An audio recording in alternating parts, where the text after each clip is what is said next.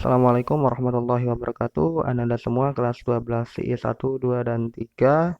Bagaimana kabarnya? Semoga tetap sehat walafiat dan tetap semangat belajar darinya. Selamat pagi menjelang siang. Pada hari ini kita akan menggunakan pada minggu yang lalu tentang tata ruang dan wilayah ya.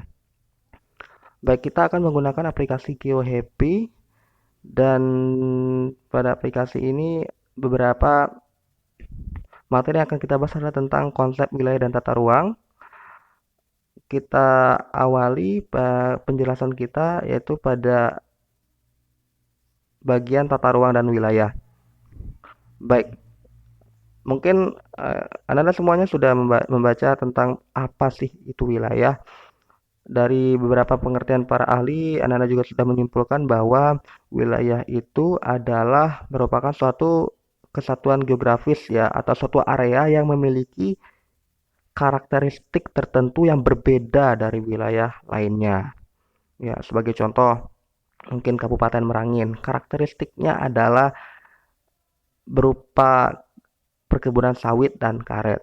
Kemudian karakteristik sosialnya ada penduduk transmigrasi, ada Jawa, Batak, dan suku lainnya.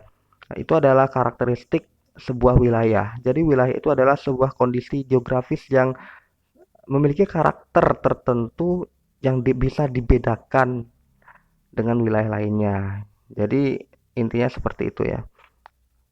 Anda mungkin punya kesimpulan atau analisis lainnya mengenai pengertian wilayah ini menurut para ahli bisa disimpulkan. Kemudian kita masuk kepada tata ruang dan wilayah.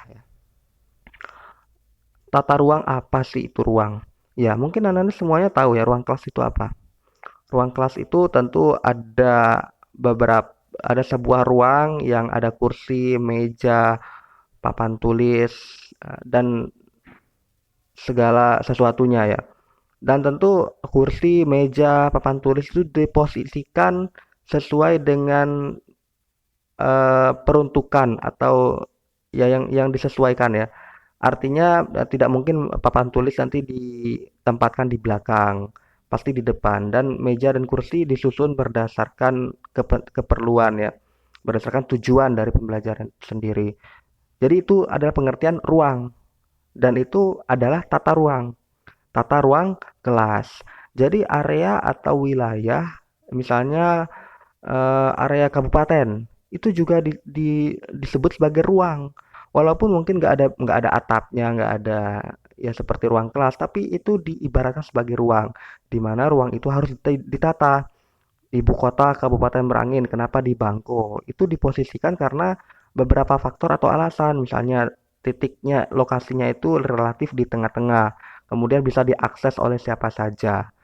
Kemudian kenapa perkantoran di sini, kenapa pasarnya di sana, kenapa ini hanyalah sebagai wilayah hutan, kenapa ini diperuntukkan sebagai tempat rekreasi, kenapa ini sebagai perkebunan, itu semuanya sudah termaktub atau tercantum dalam tata ruang. Jadi bisa paham ya tata ruang itu seperti apa. Contohnya yang ini ya. Ini di kota ini ada yang diperuntukkan untuk perkantoran, untuk gedung-gedung, permukiman, ada yang diperuntukkan untuk hutan atau istilahnya itu zona penyangga ya. Mungkin karena faktor geografisnya, misalnya lerengnya itu curam, tentu tidak cocok untuk permukiman, jadi lebih cocok untuk hutan, ada perkebunan, pertanian, jadi seperti itu. Dan itu disebut sebagai RT/RW, rencana tata ruang wilayah. Ada jangka pendek, menengah, sampai jangka panjang. Semua sudah ini ya terpapar semua di sana. Kalau misalnya jangka panjang, Kabupaten Merangin 20 tahun ke depan mau dibikin apa? Itu semuanya ada di rencana tata ruang Kabupaten Merangin. Jadi seperti itu. Dan untuk selanjutnya jenis tata ruang. Di sini ada tata ruang nasional ya. Jadi Indonesia ini secara keseluruhan itu ada dipetakan wilayah provinsi ini potensinya apa dan bagusnya dikembangkan apa. Itu sesuai dengan karakter wilayahnya masing-masing. Misalnya di Provinsi Jambi ada satu titik di mana bisa berpotensi panas bumi. Bisa diberdayakan panas bumi untuk listrik. Misalnya di Merangin airnya potensi sumber daya airnya besar dari sungai, bisa dibikin pembangkit listrik tenaga air. Jadi itu semuanya sudah terpampang di rencana tata ruang wilayah nasional, provinsi, kabupaten kota, bahkan rencana tata ruang yang lebih detailnya yaitu di kecamatan. Dan ya kawasan ini ada pedesaan dan perkotaan. Itu Anda semuanya sudah memahami ya apa perbedaannya. Dan ada kawasan lindung dan budidaya. Kawasan lindung itu adalah kawasan yang tidak bisa ya, tidak bisa digunakan untuk permukiman, perkantoran tidak bisa. Itu hanya untuk kawasan lindung. Namanya kawasan lindung. Misalnya hutan itu untuk melindungi apa ya, sumber daya air gitu, resapan air. Jadi itu adalah kawasan lindung. Contohnya Taman Nasional Kerinci Seblat atau Taman Nasional Bukit 12 itu nggak boleh dibabat, nggak boleh di apa-apain ya, hanya untuk hutan. Itu nama kawasan lindung. Sedangkan yang kedua, kawasan budidaya itu adalah kawasan yang bisa dibangun seperti itu. Ya, untuk selanjutnya gimana? Apa sih tujuan tata ruang itu? Dari banyak poin ini tentu bisa kita simpulkan bahwa tujuan tata ruang itu supaya tercipta sebuah penataan wilayah itu yang sesuai dengan tujuan pembangunan itu sendiri, biar tertata rapi, nggak amburadul ya. Walaupun mungkin sudah ditata sedemikian rupa, tapi kalau pelaksanaannya itu tidak sesuai dengan pedoman atau panduan, itu justru akan menimbulkan masalah kesembrautan. Contohnya di ibu kota kita sendiri, Jakarta ya, daya tampungnya itu sudah sangat-sangat tidak mumpuni lagi. Satu kota, Jabodetabek, sudah dihuni lebih dari 12 juta jiwa. Artinya sudah tidak bisa lagi, makanya secara rencana tata ruang nasional itu kita ada pemindahan ibu kota. Ibu kota rencananya akan dipindahkan. Ya. Inilah desain tata ruang ibu kota Indonesia ya, di era Pak Joko Widodo, yang katanya nama nama resminya ini akan dirilis pada pertengahan 2020 ya. Tapi ini pemindahan ibu kota ke Kalimantan itu ada beberapa alasan tentunya. Ada faktor geografisnya, ada lokasinya mungkin relatif di tengah-tengah Indonesia dan juga untuk mengurangi kesenjangan karena selama ini pembangunan itu lebih ke Jawa. Sehingga kalau misalnya ibu kota dipindahkan, pusat pemerintahan dipindahkan ke Kalimantan, pusat pelayanan ini, pusat pemerintahan ini diupayakan untuk dapat merangsang pembangunan di wilayah sekitarnya sebagai pusat pertumbuhan baru. Jadi gitu. Ini adalah desain dari ibu kota Indonesia ya. Kalau misalnya Ananda nanti mau masuk kuliah di rencana tata ruang atau apa ya, perencanaan tata ruang kota atau arsitektur, ini sangat ini ya, dasar dari materi ini adalah dasar untuk untuk jurusan itu. Dan lokasi ibu kota di Kalimantan Timur ini di Kabupaten Penajam Pasir Utara dan Kabupaten Kutai Kartanegara ya. Ya, jadi ada beberapa alasan dan juga Kalimantan juga relatif aman dari beberapa bencana alam seperti gempa bumi seperti itu.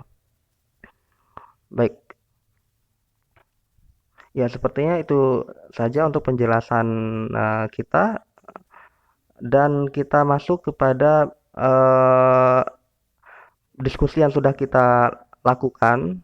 Yang pertama yang bertanya adalah Asfi, gimana desain penataan ruang Jabodetabek ya, Jakarta, Bogor, Depok, Tangerang, dan Bekasi. Jadi ini adalah wilayah fungsional, artinya Jakarta itu adalah sebagai pusat, kemudian kota-kota di sekitarnya seperti Bogor, Depok, Tangerang, Bekasi itu adalah kota-kota untuk membantu fungsi kota Jakarta yang disebut sebagai kota satelit itu yang ada di sekitarnya.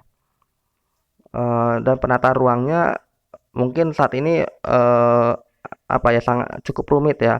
Walaupun sudah ada desain tata kotanya di Jakarta, tapi mungkin karena daya tampungnya sudah sangat ya tidak mumpuni lagi sehingga pembangunan pun menjadi menjadi tantangan yang sangat besar di Jakarta itu. Jadi seperti itu ya. Ya benar ditanggapi oleh Tiara Elva. pembangunan jalan tol, ya infrastruktur, Khairunisa, ya. Kemudian em, selanjutnya kita lihat ya secara garis besar bahwa rencana tata ruang ini yang ditanyakan oleh Mariana, artinya ini rencana tata ruang nasional seluruh Indonesia, kemudian dirincikan lagi menjadi rencana tata ruang tiap provinsi. Jadi perencanaan pembangunan itu juga nanti dijabarkan lagi di per kabupaten, karena masing-masing kabupaten juga memiliki potensi yang berbeda-beda. Baru nanti dicantumkan di rencana tata ruang di tata ruang yang detail ya, rencana detail tata ruang. Eh, ini semuanya di mana misalnya sebagai contoh di mana yang boleh dibangun untuk perumahan, mana yang memang harus untuk sawah, tidak bisa dialihfungsikan, mana yang untuk hutan dan perkebunan, itu semuanya harus ditata sedemikian rupa dan harus diundang-undangkan supaya menjadi panduan atau pedoman seperti itu. Ya, ini benar ya apa yang dikatakan oleh Wulan. Oke, secara garis besar ya tanggapannya luar biasa ya, panjang-panjang dan itu keren sesuai dengan apa yang Bapak ekspektasikan sebelumnya. Iya, penjelasannya bagus. Sip. Ya, jika misalnya ada pertanyaan atau ada sesuatu yang kurang jelas dari apa yang disampaikan temannya atau mungkin sesuatu yang ingin ditanyakan boleh ditanyakan langsung via grup WA ya. Baik, demikian penjelasan untuk hari ini. Tetap semangat belajar daring dan selamat pagi menjelang siang. Terima kasih. Assalamualaikum warahmatullahi wabarakatuh.